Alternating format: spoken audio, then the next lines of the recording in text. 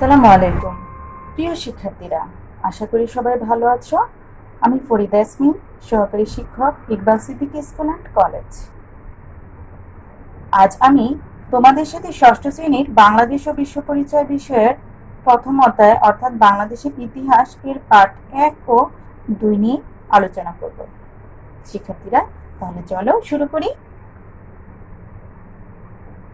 বাংলাদেশের ইতিহাস সম্পর্কে আলোচনা করতে গেলে সবচেয়ে গুরুত্বপূর্ণ যে বিষয়টি আলোচনা করতে হয় সেটা হলো বাংলাদেশের মুক্তিযুদ্ধ।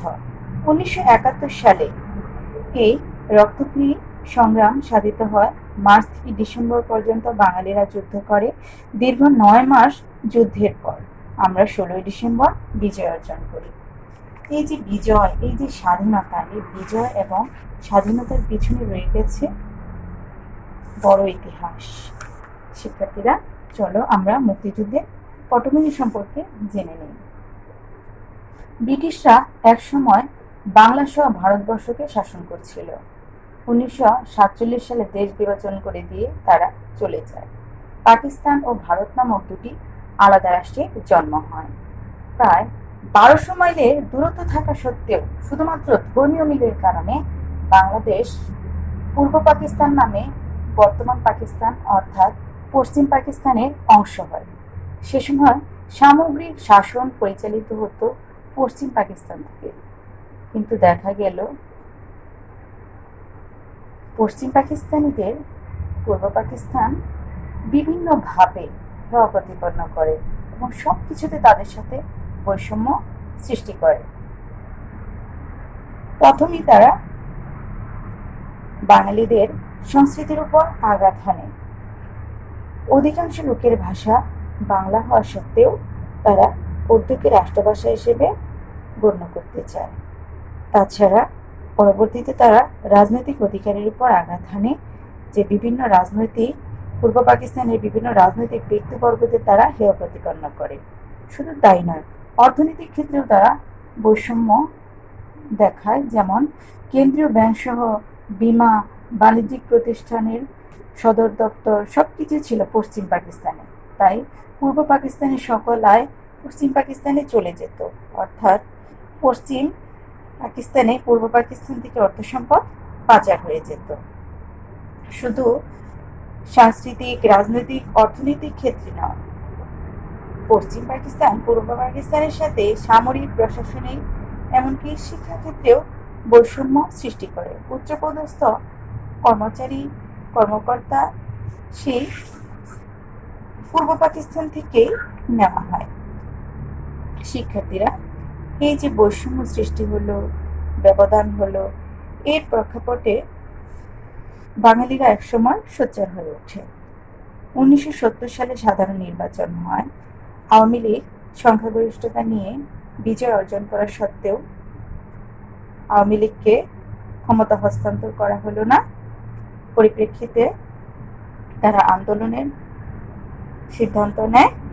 একসময় সেই পাকিস্তানি শাসক গোষ্ঠী তাদের আন্দোলনকে প্রতিহত করার লক্ষ্যে নানা ধরনের ছালছুটির আশ্রয় নেয় এবং 25শে মার্চের মধ্যরাতে সেই নিরস্ত্র বাঙালিকে হত্যাযজ্ঞ চালায়। 26শে মার্চ 1971 সালে বঙ্গবন্ধু স্বাধীনতার ঘোষণা দেন। বঙ্গবন্ধুর স্বাধীনতার ঘোষণার মাধ্যমে বাঙালি জাতি মুক্তিযুদ্ধে ঝাঁপিয়ে পড়ে। মুজিবনগর সরকার গঠিত হয়েছিল। সেই মুজিবনগর সরকারের যে রাষ্ট্রপতি তিনি ছিলেন বঙ্গবন্ধু শেখ মুজিবুর রহমান, প্রধানমন্ত্রী তাজউদ্দিন আহমদ, উপরাষ্ট্রপতি সৈয়দ নজরুল ইসলাম।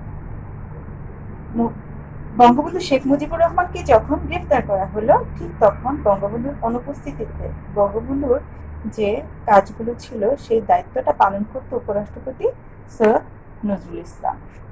মুজিবনগর সরকারের তত্ত্বাবধানে মুক্তিযুদ্ধ পরিচালিত হলো। পুলিশ, ইপিআর সদস্য, কৃষক, শ্রমিক, ছাত্র, শিক্ষক সহ সকলেই মুক্তিযুদ্ধে ঝাঁপিয়ে পড়ল। ভারত ও সোভিয়েত ইউনিয়ন আমাদের পাশে দাঁড়ায়। 1 কোটিরও বেশি মানুষ ভারতে গিয়ে আশ্রয় নেয়। দীর্ঘ 9 মাস যুদ্ধ চলে। এই যুদ্ধে আমরা বিজয় অর্জন করি 16ই ডিসেম্বর। এই 16ই ডিসেম্বর বিজয়ের মাধ্যমে আমরা লাভ করি একটি স্বাধীন রাষ্ট্র, স্বাধীন দেশ, স্বাধীনতা। শিক্ষার্থীরা, এতক্ষণ আমরা আমাদের বাংলাদেশের ইতিহাসের মুক্তিযুদ্ধ সম্পর্কে কিছুটা ধারণা নিয়েছি। আমার এই আলোচনার পাশাপাশি তুমি তোমার পাঠ্য বইটি পড়বে। এর মাধ্যমে তুমি